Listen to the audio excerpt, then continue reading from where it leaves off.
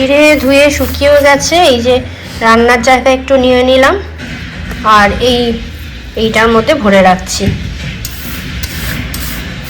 মেঘলা করে গেছে আবার আজকে, বলছে তো নিম্নচাপ হবে, এখন জানি না কি অবস্থা হবে।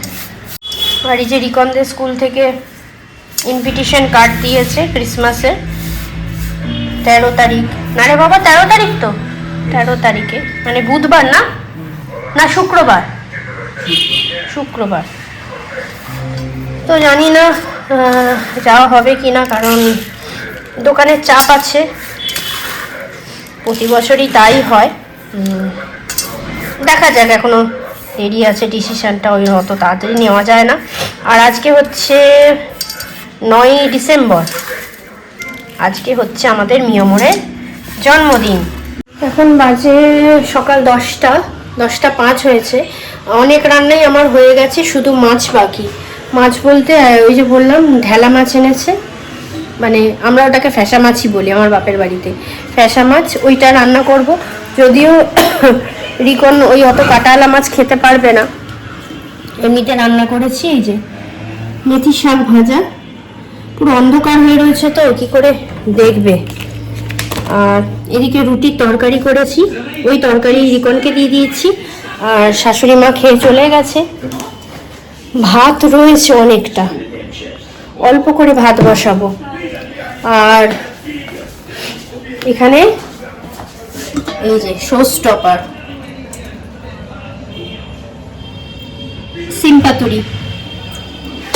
সিমপাতুরি এখন এত ফেমাস হয়ে গেছে। আমার এক বোন, তার বাপের বাড়ি হচ্ছে শিলিগুড়ির প্রত্যেকে নাকি এখন এই সিমপাতুরির মানে কি বলবো ফ্যান হয়ে গেছে। আমার সঙ্গে কথা হয় ফোনে, বলছে দিদি আমার বাপের বাড়ির সবাই সিমপাতুরি এখন খুব ভালোবাসে। আর কালকে আরেকজন রাতে ফোন করেছিল, সেও সিমপাতুরি বানাবে বললো, আমার দিদির মতন। তো সেই সুতোপা দিয়েও আর কি সিমপাতুরি বলছে তাড়াতাড়ি বানাবো, একটু তাড়াতাড়ি করে রেসিপিটা দেবে, কারণ তোমার কোন ব্লগে আছে এখন আমাকে খুঁজতে হবে, অত টাইম নেই। আমি বলে দিলাম দিদিকে যে কিভাবে বানাবে। তা আমি ভাবলাম আজকে আমিও বানিয়ে নিই, সবাই যখন এই সিমপাতুরির ফ্যান, আর আমি তো অবশ্যই ভালোবাসি, আমাদের ঘরেরও সবাই ভালোবাসে। রিকনকে আমি ডিমের অমলেট করে দিলাম আর শাক ভাজা এই দিয়ে খাইয়ে দিলাম, কারণ নিজে খেতে না দেরি করবে, তারপর একটুখানি খাবে, খেয়ে বলে মা পেট ভরে গেছে আর খাবো না। ওই জন্য না আমি যতটা পারি সকালের দিকটা একটু পেট ভরে খাইয়েই পাঠাই। আর 2খানা রুটি দিয়েছি, এখন এত বড় ছেলে 2টো মাত্র ছোট ছোট রুটি নিয়ে যায়, থাক তাও তো পেটটা ভরে, আমি জন্য বেশি বাড়াবাড়ি করি না, 2টোই নিয়ে যাক, কারণ একটু হলেও টিফিন টাইমে খেলবেই, একটা নেশা থাকে। তো 2টো রুটি দিয়েছি আর এই তরকারি দিয়েছি, সঙ্গে যে একটা ডিম সেদ্ধ নেবে বলে আষ্টে গন্ধ ছাড়ে, একটু ফল দেবো বলে না অত খাওয়ার সময় নেই, এইসব ওর অনেক বাহানা রয়েছে খাবার দাবারের এখন। তো দেখা যাক। আজকে তো দোকানে ভীষণ মানে ব্যস্ত, সৌমিক সকালবেলা চলে গেছে দোকানেই। তোমার আজকে ও যেটা বলছিলাম কেন গেছে, মিয়মরের জন্মদিন আজকে, আর এই বছর হচ্ছে 32 বছর মিয়মরের জন্মদিন কমপ্লিট হচ্ছে। তা যে বছর যত ইয়ার আর কি হয়, কিছু কিছু প্রোডাক্টের জায়গায় না ধরো খুব দাম হলেও সেই দামটা মানে কমে এসে 32-এ দাঁড়ায়। যেমন এই বছর 32, তার আগের বছর 31 টাকা ছিল, তার আগের বছর 30 টাকা ছিল। এইরকম কিছু প্রোডাক্ট ওরা সীমিত করে দেয়, সেইগুলোকে অত দাম দিয়ে না কিনে মানুষ কম টাকায়, এই মানে যত বছরের জন্মদিন মানুষের মাকে মাথায় রাখার জন্য, যে দেখো আমাদের মিয়মর এত বছর কমপ্লিট করলো, এইরকমই। তা সকালে দোকান খোলার আগে থেকেই দোকানে একদম লাইন পড়ে যায়, তারপরে দোকান খোলার সময় যেটুকুনি নিয়মকানুন করতে হয় করার পরে তারপরে এক এক করে সৌমিক ঢুকায়, কারণ মালও তো গাড়ি ঢুকে যায়, এবার সব ক্রেটে করে মালও ঢুকে যায়, সেই মালগুলোকে সাজাতে হবে। ওই জন্য সৌমিক বলে একদম ভিড় না করে, সৌমিক গেটের গোড়াটা দাঁড়ায়, বলে এক এক করে কাস্টমার ঢোকায় লাইন বাই লাইন, তাদের প্রোডাক্ট দেয়, খাবারের জিনিস তারা খেয়ে যাতে আর কি ভালো বলে। মিয়মর ভালো বলার তো কিছু নেই, এমন একটা ব্র্যান্ডের জায়গায় পৌঁছে গেছে মিয়মর, এমন একটা ব্র্যান্ড এখন মানে সবাই পছন্দ করে, এর ধারে কাছে আশা করি কেউ আসতে পারবে না। তার খাবারের টেস্ট, কোয়ালিটি, তারপরে কোয়ান্টিটি সবটাই ভালো। তো তো এই হচ্ছে ব্যাপার। সৌমিক এখন কখন আসবে জানি না, শুধু যাওয়ার সময় আমি বললাম যে তুমি দয়া করে একটু টিফিনটা খেয়ে নিও, ব্যাস, আর কিচ্ছু আমারও কিছু বলার নেই। সে তুমি বেলার দিকে আসো না, কোনো অসুবিধা নেই, 7 তারিখ এসেই বা কী করবে। ডিসেম্বর মাসটা আমাদের না একটু চাপেরই যায়, আর এটা তো ক্রিসমাসের সময়, কেক ভরপুর একদম, আর যেহেতু মেয়মোরের শপ, সেখানে একটু তো চাপ থাকবেই। তবে চাপ থাকাটাই ভালো, তোমাদের আশীর্বাদে ঠিকঠাক করেই হচ্ছে। তো চলো, রিকনের এবার গাড়িটাও এসে যাবে, ও বেরিয়ে যাক, তারপরে আমি বাকি মাছটা রান্না করব।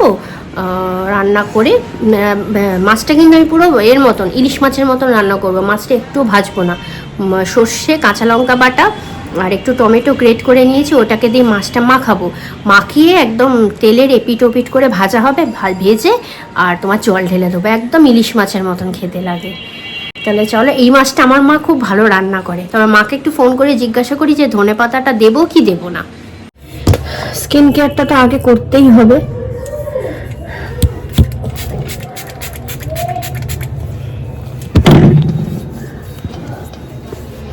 নিচে গেছিলাম, দিনুদা এসেছিল ময়লা ফেলতে, চাদরটা স্নান করে বেরিয়েছি তো সব, চাদরটা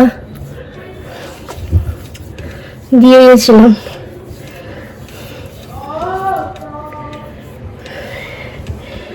আগে টোনার দিয়ে দিলাম, কারণ ফেস ওয়াশ দিয়ে মুখটা ধুয়েছি। এবার একটু সিরাম দিচ্ছি। এই দেখো, এখানটাও লাল হয়ে আছে। আমার স্কিনটা এতটাই সেন্সিটিভ না, কোত্থেকে কি হয় নিজেই বুঝি না।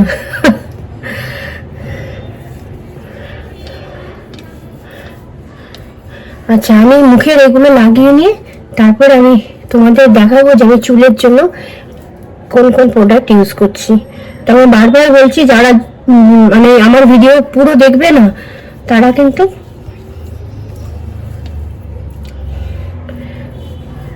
আর পাবে না। পুরো ভিডিও দেখলে নিশ্চয়ই পাবে যে কি লাগে আমার হেয়ার প্রোডাক্টগুলো উপকার পেয়েছি। আর সেটাফিল ময়শ্চারাইজার তোমরা জানো, এটা আমি লাগাচ্ছি, এটা খুব উপকার পাচ্ছি। সকালবেলা ঘুম থেকে উঠে যখন ব্রাশ করি না, তখন মুখটা আমি জলে, এমনি প্লেন জলে ভালো করে রোগড়ে রোগড়ে ধুই। ধোয়ার পরে শুধু এই সেটাফিলটা লাগাই, স্কিনটা এত ভালো লাগে। আর ঘুম থেকে ওঠার পরে না আমার স্কিনটা দেখতে খুব ভালো লাগে, এত সুন্দর থাকে, মানে কি গ্লো করে। ওই জন্য না নাইট কেয়ারটা খুব দরকার, বুঝি, কিন্তু সবসময় ইচ্ছাও করে না, আমারও স্কিপ হয়ে যায় গো। নাইট কেয়ারটা না সত্যি খুব দরকার, কারণ তখন স্কিন রেস্টে থাকে, তো ক্রিমটা ভালো করে না কাজ করে। আর সারাদিনে তো ধরো টিভি দেখা, মোবাইল দেখা বা কারোর সঙ্গে কথা বলা, স্কিন তো রেস্টই পাচ্ছে না। মানে সারাদিনে তুমি যা স্কিন কেয়ার করবে, রাত্রিবেলা যদি প্রপারলি করো না, সারাদিনের দরকার নেই। রাত্রিবেলা যদি এভরিডে, মানে সারাদিনেরটা স্কিপ করলেও চলবে, কিন্তু রাত্রিবেলা স্কিন কেয়ারটা যদি তুমি এভরিডে করে যাও না, তাহলে স্কিন খুব ভালো থাকবে। আমার এত মানে সেন্সিটিভ স্কিন, তোমরা দেখে বুঝতেই পারো, একটু এতটাই অ্যালার্জি, রেড স্কিন এরকম হয়ে যায়। কিন্তু রাত্রেরটা আমি এখন মোটামুটি চেষ্টা করি যাতে স্কিপটা না হয়। শরীরে ইচ্ছা না থাকলেও রাত্রেবেলা ধরো ফেস ওয়াশ দিয়ে ইচ্ছা করছে না মুখ ফুক ধুতে, কিন্তু আমি ক্লিনজার দিয়ে একটুখানি কটন প্যাডে নিয়ে করে দিই। আচ্ছা, এই যে এইগুলো দেখতে পাচ্ছ, এই যে আমার এখানে দেখো দেখো দেখি, এই যে এই চুলগুলো, এগুলো সব নতুন হয়েছে, কারণ সামনের দিকটা না একদম ফাঁকা হয়ে গেছিল। এই দেখো, এই দেখো, এইগুলো শীতের মাঝখানে হয়েছে। তোমাদের যখন দেখাবো তোমরা দেখবে। চল, আমি না তোমাদের হেয়ার প্রোডাক্টটা দেখিয়ে নিই। আমি আগে একটুখানি সিঁদুর লাগিয়ে নিই, তারপর তোমাদের হেয়ার প্রোডাক্টটা দেখিয়ে দিচ্ছি আজকে। আমি এই মাত্র চুল আঁচড়াতে শুরু করেছি, আমি তোমাদের দেখাচ্ছি যে কতটা চুল পড়েছে। দাঁড়াও, তোমরা হয়তো বলবে যে আমি কেটে কেটে করছি ভিডিও। এই দেখো, এই দেখো, এই দেখো, হাতের থেকে ফেললাম। দেখা যাচ্ছে কি জানি না, বুঝতে পারছি না, তোমরা বুঝতে পারছো নাকি। আমি তুলছি, হ্যাঁ, চুলগুলো তুলে তোমাদের দেখাচ্ছি। এই দেখো, দেখতে পেয়েছো? একটু গোছ করে নিই, তাহলে বুঝতে পারবে। এই যে এই স্নান করে বেরোলাম, দেখো এই স্নান করে বেরোলাম, চুলটা আঁচড়াবার পর এই চুল উঠেছে, এইটুকুনি। আমি যদি এটাকে গোছ করি তাহলে এই চুল উঠছে। এটা কিন্তু নর্মাল হেয়ার ফল, মানে আমি তো বলবো নর্মালের থেকেও নর্মাল এইটা। আর কি কি প্রোডাক্ট আমি ইউজ করছি হেয়ারের জন্য সেটা আমি তোমাদের দেখাচ্ছি।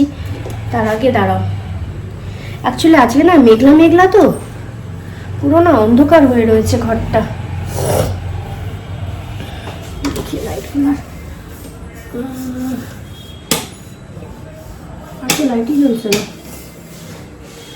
অন্ধকার হয়ে গেছে। দেখতে পাবে নাকি? দেখছি, দাঁড়াও। অ্যাকচুয়ালি কি বলতো, আমার মনে হয় ক্যামেরায় খুব একটা ভালো বোঝা যাচ্ছে না। এই দেখো এখানে এই দেখো এখানে অনেক ছোট ছোট কুচো কুচো চুল আছে, দেখো, দেখতে পাবে হয়তো।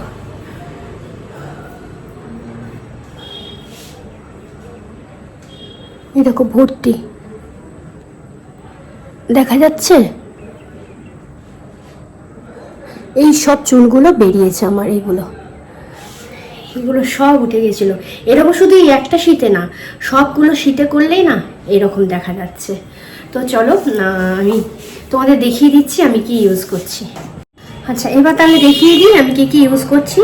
ফার্স্ট হচ্ছে এই দেখো শুভজিতের রুট কেয়ার সলিউশন। এইটা নিয়ে আমার 3টে ফাইল হচ্ছে। এটা এভরিডে লাগাতে হবে, যেটা আমি প্রতিদিন সন্ধ্যাবেলা লাগাই সমস্ত শীতের মধ্যে। ওদের চুলে কিছু প্রোডাক্ট লাগাবার নেই, সব হচ্ছে শীতের মধ্যে, ঠিক আছে? এইটা এভরিডে লাগাতে হবে। আর সপ্তাহে, এটা তো এভরিডে লাগাচ্ছি, রুট কেয়ার সলিউশনটা আমি এভরিডেই লাগাচ্ছি। আর এইটা হচ্ছে রুট কেয়ার সলিউশনটা লাগাবার পর হচ্ছে তো চুলটাকে পুরো শুকিয়ে নিচ্ছি, নিয়ে রাত্রে শোবার আগে এইটা হচ্ছে 3 দিন ফার্টিলাইজার। এটা যেদিনকে লাগাবো এটাও লাগিয়ে কিন্তু শুকিয়ে নিতে হবে, কারণ এটা ওয়াটার বেসি আর সামান্য একটু অয়েল আছে। এটাও রুটের মধ্যে লাগাবো, লাগিয়ে ভালো করে ম্যাসাজ করব, তারপরে শুকিয়ে নেব, নিয়ে পরের দিনে কিন্তু শ্যাম্পু করতে হবে। এই হচ্ছে শ্যাম্পু, অসাধারণ শ্যাম্পু। মানে যাদের ধরো, ভালো করে দেখে নাও, এই হচ্ছে শ্যাম্পুটা মানে অন্য কোনো শ্যাম্পু দিলে কি বলতো চুলটা বোঝা যায় যে তোর পরিষ্কার হলো কি হলো না, ভিতরে চিটচিটে মতন অনেকটা থাকে, যত খারাপই জল হোক। কারণ আমাদের এরিয়ার জল কিন্তু ভীষণ খারাপ, আর আমাদের সাবমার্সেলের জল কিন্তু আরও ডিপ করলে ভালো হতো। মিস্ত্রি বলে যে আপনাদের লেয়ারটা যদি আরেকটু ডিপ করতাম তাহলে এত আয়রন পাওয়া যেত না, আর একটু ডিপ করতে হতো। সে যাই হোক, যেটা হয়ে গেছে। এই শ্যাম্পুটা দেওয়ার পরে সেই রিঠা শেকাকাই এগুলো দিয়ে শ্যাম্পু করার পর চুলটা যেমন একদম সেই চকচক করে আওয়াজ হয় না, কঁচ করে, ঠিক চুলের মধ্যে না ওই রকম আওয়াজ হয়। তুমি যখন এরকম হাত দেবে না, তুমি ভিজে অবস্থায় যে চুলটা বুঝতে পারবে যে কতটা পরিষ্কার হয়েছে। আমি এইটাই সবসময় ইউজ করতাম এইটা। তবে চুলে কালার করার পরে আমি শুভজিৎকে ফোন করলাম, ভাই এটা কি কালার গার্ড শ্যাম্পু? তখন বললো দিদি তাহলে তুমি কালার গার্ড শ্যাম্পু আছে একটা আমাদের, ওইটা ইউজ করো। সেটা হচ্ছে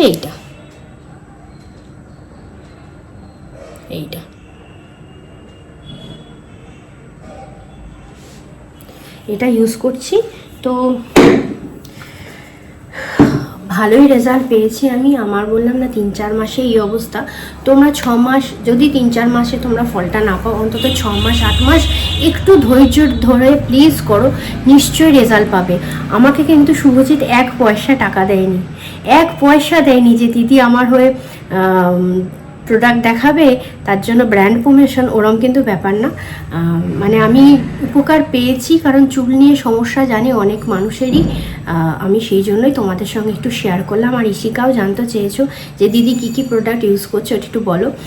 তো সেই জন্যই আমি তোমাদের আজকে দেখালাম যে আমি কী কী প্রোডাক্ট ইউজ করি হেয়ারে, আর যার জন্য আমি কি ভালো রেজাল্টটা পেয়েছি। তো ব্যাপার হচ্ছে, যারা ভিডিও আমার পুরো দেখবে তারা নিশ্চয়ই জানতে পারবে, আর যারা প্রথমটা দেখে একদম লাস্টে চলে যাবে, পুরো স্কিপ করে যাবে, তারা পাবে না। এটা হচ্ছে তাদের ভাগ্যের ব্যাপার। তো এটাই হচ্ছে ব্যাপার। আমি কিন্তু কোনো কিছু লুকোইনি। আর তোমরা শ্যাম্পু করার পরে যদি একটু কন্ডিশনার টাইপ কিছু ইউজ করতে চাও, সেটাও কিন্তু ওদের আছে, আমারও আছে। তা সবসময় অবশ্য দরকার পড়ে না, কারণ ওদের একটা ছোট সিরামও আছে, সেটাও কাজ দেয়। আরও ভালো অনেক অনেক প্রোডাক্ট আছে ওদের, জানো তো। তোমরা প্রথমে চুলটাকে সারাও, চুলটাকে যখনই সারাবে একটা বিশ্বাস জন্মে যাবে, তারপরে তোমরা অন্য প্রোডাক্টটা নেবে। এটাই হচ্ছে ব্যাপার। তো চলো এখন আপাতত রাখছি। এখন একটুখানি বসে নিজের মতন করে টাইম স্পেন্ড করি। আমি টিভিতে একটা সিনেমা দেখছি, তো সেটা কমপ্লিট করি। তারপরে ভাত বসাবো। ভাত যদিও আছে, খাবার কোনো অসুবিধা নেই। মায়াদি আসুক, সমস্ত কাজকর্ম করুক মায়াদির মতো। তো এই জন্যই তোমরা কীরকম মানে ভিডিওটা আর কি সবাই দেখলে, সবাই যারা যারা দেখেছো তারা হেয়ার প্রোডাক্টগুলো মানে মানে ইনফরমেশনগুলো জানতে পেরেছো কিনা আমার এই ভিডিও দেখে, আমাকে কিন্তু প্লিজ কমেন্টের মাধ্যমে জানিও। কারণ আমি কিন্তু বুঝবো না যে কারা কারা ভিডিওটা দেখে এই হেয়ার প্রোডাক্টগুলো তোমরা হেয়ার প্রোডাক্ট সম্বন্ধে ইনফরমেশনটা পেয়েছো। এটা খালি বলো, তাহলেই আমি বুঝবো যে তোমরা দেখেছো। তারপরে কিনবে কি না কিনবে তোমাদের একটা নিশ্চয়ই মানে বিচার বিবেচনা রয়েছে, করে নিয়ে তারপরে এই করো। আর আমার উপর যদি ভরসা করতে চাও, খুব একটা দাম না প্রোডাক্টগুলোর, তার মধ্যে ওদের অফারও চলে। সেটা শুভজিতের পেজ আছে, ফেসবুক পেজ, তো সেখানে ফলো করলেও জানতে পারবে। বা তোমরা যদি হোয়াটসঅ্যাপে পাও, হোয়াটসঅ্যাপ নাম্বারও যদি চাও তাহলে আমি দিয়ে দেবো, শুভজিতের কন্ট্যাক্ট নাম্বার, ওখানেও তাহলে যোগাযোগ করতে পারো। আর যোগাযোগ করে প্লিজ আমার নামটা একটু বলো, তাহলেই হবে, আর কিছুই না। তা চলো এখন রাখছি। তো বন্ধুরা, এর মাঝখানে আমার তোমার মেশিনের সমস্ত কাচাকুচি হয়ে গেছে, এগুলো এবার ছাদে গিয়ে মেলে দিচ্ছি। এই যে ওয়েদার তো খুব খারাপ, পুরো মেঘ হয়ে যে এক ফোঁটা রোদ্দুর নেই, তা কিছু করার নেই। মেশিনও জমে যাচ্ছে অনেক জামা কাপড়। তো সেই জামা কাপড়গুলো মেশিনের কাছে তো তাড়াতাড়ি করে একটু হাওয়া দিলেই শুকিয়ে যাবে, আর রোদ্দুরটা নাই থাকুক। আর আমি যেহেতু কমফোর্ট দিয়ে কাচি, ওই জন্য অসুবিধা হয় না। জামা কাপড়ে বিচ্ছিরি আর কি, মানে রোদ না উঠলে যে একটা বাজে গন্ধ ছাড়ে না, দেখবে সেরকম গন্ধ কিন্তু আমার জামা কাপড়ে ছাড়ে না। আর জানি না এটা আমার বদ অভ্যাস বলবে কি বাতিক, মানে প্রতিদিনের জামা কাপড় কিন্তু আমি মেশিনে ছেড়ে রেখে দিই, সেগুলোকে একসঙ্গেই আর কি কাচাকুচি হয়। অনেকে কি জল ধোয়া করে তারপরের দিনে পরে, তো আমি একদম পরতে পারি না। এবং আমি সৌমিককে বা রিকনকেও সেরকম পরাই না, এটা আমার অভ্যাসই বলতে পারো। তা জমিয়ে রাখি তোমার ওই 2-3 দিনেরটা একসঙ্গে, তারপরে মেশিনে কাচাকুচি দিই। তো তার মাঝখানে আমার পুজো দেওয়া সব কমপ্লিট হয়ে গেছে। ফুলটা আস্তে আস্তে কমে যাচ্ছে, তো ওই জন্য ঠান্ডা ঠান্ডা মতন একটু লাগছে, বুঝতে পারছি না। ভাবছি একটু কফি খাই, তো যদি একটু ভালো লাগে। স্নান টান হয়ে গেছে আমার, জামা কাপড় মেলা, পুজো টুজো সবই হয়ে গেছে, শুধু ভাতটা বসাবো। ভাত দেরি আছে, এত তাড়াতাড়ি করবো না। পুরো আকাশ যেন একদম মেঘ মানে ভর্তি। তো চলো একটুখানি কফি খাই, যদি একটু এনার্জি পাই।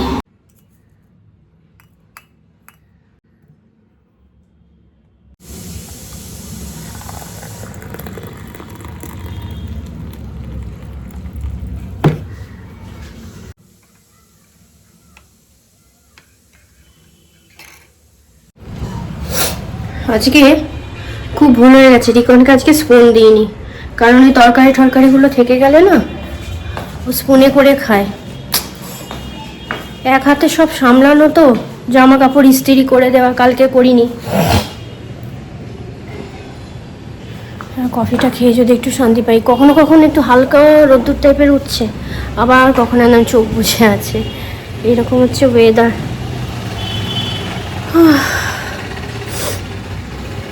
এই সময় কত ঠান্ডা পড়ে যায়, মুখে এত চাপচাপিয়ে তেল দিয়ে দিয়েছি, ক্রিম দিয়েছি, বেশ ভালো লাগছে।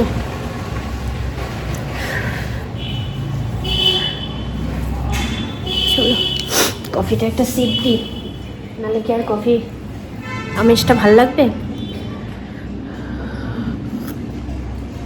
যদি আমি এত গরম খেতে পারি না, এটাকে ঠান্ডা করবো, মানে উষ্ণ, তারপরে আমি খাবো। আমি কখনো গরম চা কফি কিচ্ছু খেতে পারি না, কোনো জিনিসই আমি খুব গরম খেতে পারি না।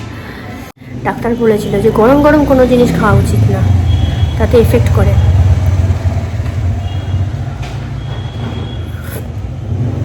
কড়া থেকে মাংস নামিয়ে দেবো, মানে সৌমিক টপাস করে মুখে পড়ে দেবে, কী করে খায়, হা হা করবে, তাও খাওয়াবে জানো তো ওরকমভাবে।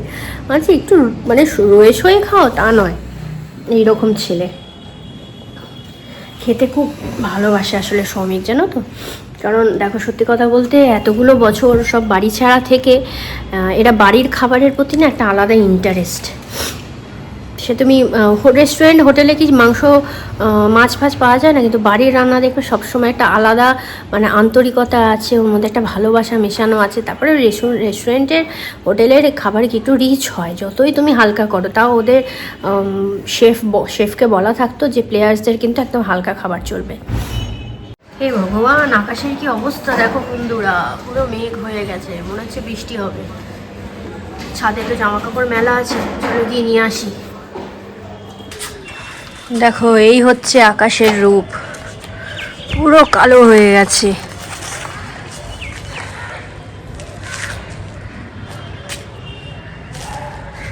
তাড়াতাড়ি করে জামাগুলো তুলে নি, হাওয়াতে শুকিয়ে গেছে।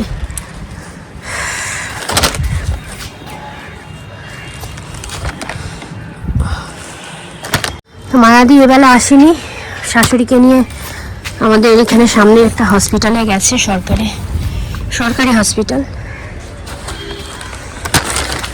হার্টের ডাক্তার দেখাতে বলেছিল। তবে বললো রেখে দাও বৌদি, আমি বিকালে গিয়ে সব করে দেবো, জানে তো যে একা হাতে পারবো না।